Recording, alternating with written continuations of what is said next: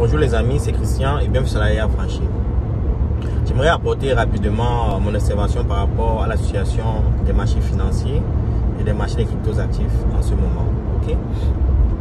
Je pense personnellement que le Bitcoin va descendre à 20 000 $. Okay? Oui, ça va descendre. Et je suis un peu désolé pour effectuer des investissements il y a environ 6 mois.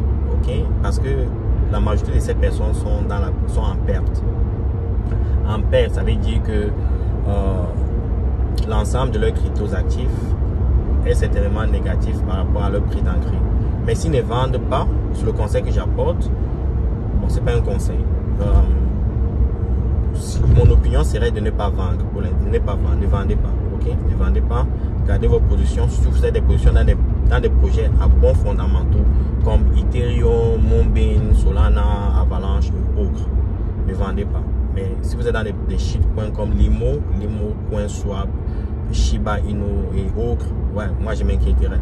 Ok? Bon, premièrement, pourquoi vit-on ces situations-là? Pourquoi il y a la baisse des marchés? La première des choses, c'est d'abord, il faut comprendre que les marchés financiers sont cycliques. Ok? L'économie vit des phases cycliques. Ok?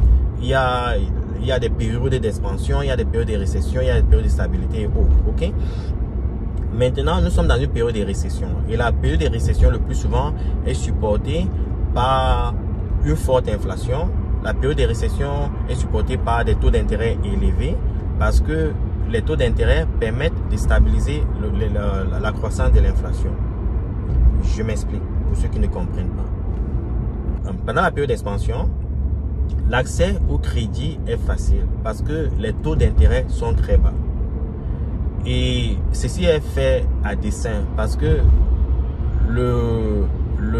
la Réserve fédérale ou certaines banques centrales, pour galvaniser l'économie, ce qu'ils font, c'est qu'ils impriment beaucoup d'argent qu'ils envoient en circulation, ok, pour que des personnes puissent avoir accès à l'argent facilement. La deuxième des choses, c'est que pour avoir accès à cet argent-là, ce sont les banques qui distribuent cet argent-là. Et pour distribuer cet argent-là, il faut que les banques réduisent les taux d'emprunt. Et plus les taux d'emprunt sont bas, les gens ont accès à l'argent facilement. Ok? Et quand ils ont accès à l'argent facilement, qu'est-ce qu'ils font? Ils consomment. Ils achètent des maisons, ils achètent des biens, ils achètent des maisons, ils achètent des voitures, ils achètent n'importe quoi. Ok? C'est la période de consommation et ça crée l'expansion. Pendant ces périodes d'expansion, plus les gens consomment, ça crée l'inflation parce que il y a plus de demandes des biens que l'offre des biens. Donc ça veut dire que tout devient cher en ce moment-là. Ok? Donc les prix augmentent.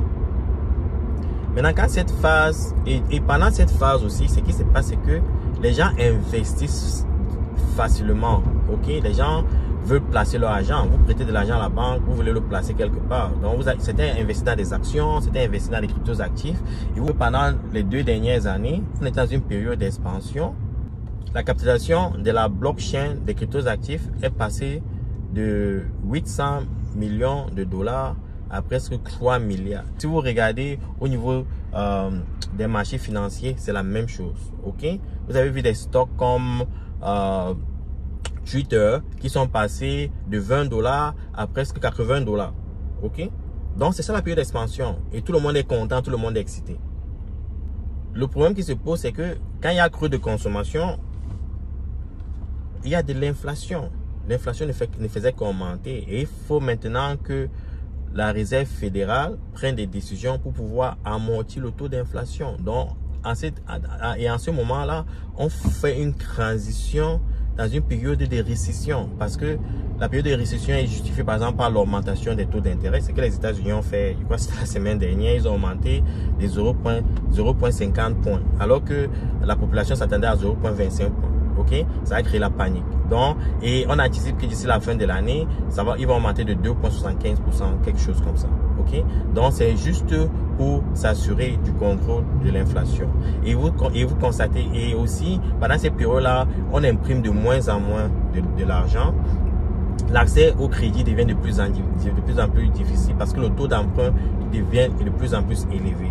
Ça crée de la panique Et ceux qui étaient excités, qui étaient dans le frenzy, il y a 1-2 ans, panique et commencent à vendre parce qu'ils veulent être un peu dans le cash pour pouvoir souvenir au moment difficile.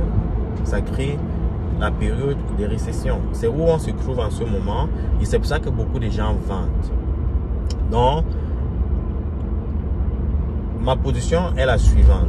Si vous avez investi sur des bons crypto-actifs, sur des crypto-actifs à forts fondamentaux, pourquoi vendre si vous avez des réserves pour pouvoir tenir 1 ou 2 ans? Parce que le prochain cycle arrive l'année prochaine. Ok?